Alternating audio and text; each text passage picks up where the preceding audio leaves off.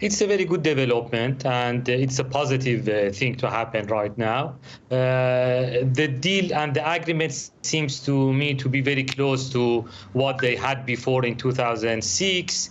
The agreement is fragile, and there are several problematic clauses in it. But I think, and it seems to me, that both parties are in a position that they don't want to continue the war. They want to put an end to this conflict because both of them have hurt very badly. Israeli cities are hit regularly every day by hundreds of missiles on the everyday basis. And Hezbollah as well faced a very strong backlash, losing many senior leaders, including the most important figure, Hassan Nasrallah, which was assassinated last September. It seems to me that both of them are willing to put an end to the conflict. Of course, it's not the end of the war. We should be expecting to relaunch again, but hopefully not in the near and middle future. Yes, I mean, you did say that, there is a fragility to all of this. So is there a chance at all within this 60 days that the truce might be broken by one party or the other?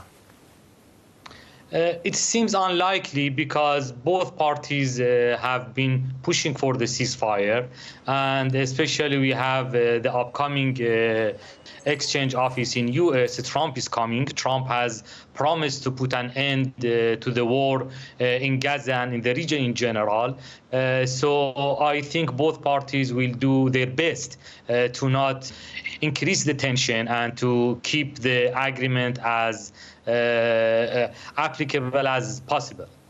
Yes, now Lebanon's army says it is preparing to deploy to the south of the country to regain control there. Do you see that happening in the presence of Hezbollah in that part of Lebanon? Of course, it will happen. It happened in 2006 as well.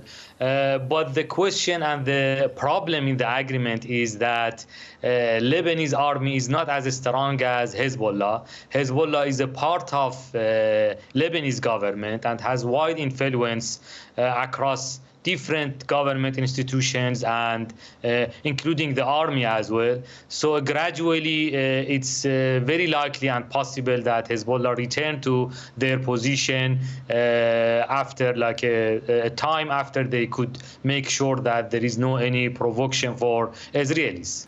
What can we expect from Hezbollah's rank and file beyond this ceasefire? In the near future, I don't think Hezbollah will provoke Israel at all because they've been pushing for the ceasefire for long, even before the assassination of Hassan Nasrallah, and they are facing some challenges in the leadership and in the organization in general. They need some time to revive and to rebuild the organization again. So I expect that Hezbollah will tie to the agreement and do their best to make the agreement workable and to not provoke Israel. Is this ceasefire an indication that Israel has achieved its military mission against Hezbollah, but also at the same time has unfinished business when it comes to Hamas in Gaza? It's not a victory for Israel because Hezbollah is still strong enough. The goal of the war was to dismantle Hezbollah and disarm Hezbollah.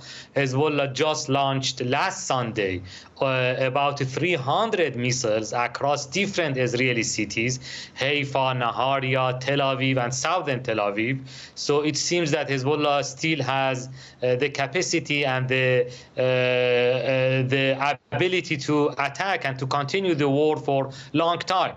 So it seems to me that there is some kind of compromise for both sides. What do you make of the situation in Gaza? Does it raise any hopes for a ceasefire, at least for Gaza? I wish so, and I hope that that would be possible, especially that Netanyahu has not achieved the release of the hostage there as well, and he needs them to be released in a near future because there is a strong domestic pressure against him inside Israel. I hope that such a ceasefire happen as well.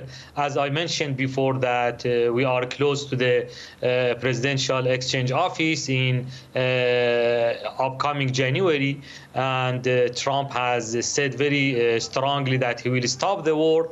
So hopefully Netanyahu will prepare for that as well and reach to one of the agreement that has been on the table for a while by Americans, by Egyptians, by Qataris for the ceasefire in Gaza. And of course, some might even argue that the ceasefire, it is just too late given how much of Gaza City has been destroyed. Of course, from the humanitarian aspect, is tragic to see that all these casualties, over 40,000 of people have been killed. The majority of them are civilians. More than half of them are women and children.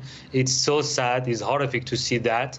But anyway, any end at any time for such a war, it's a reward. It's a positive move. Yes, of course. Dr. Ali Mamouri, really good to get your analysis today. Thanks so much. It was a pleasure speaking to you. Thank you.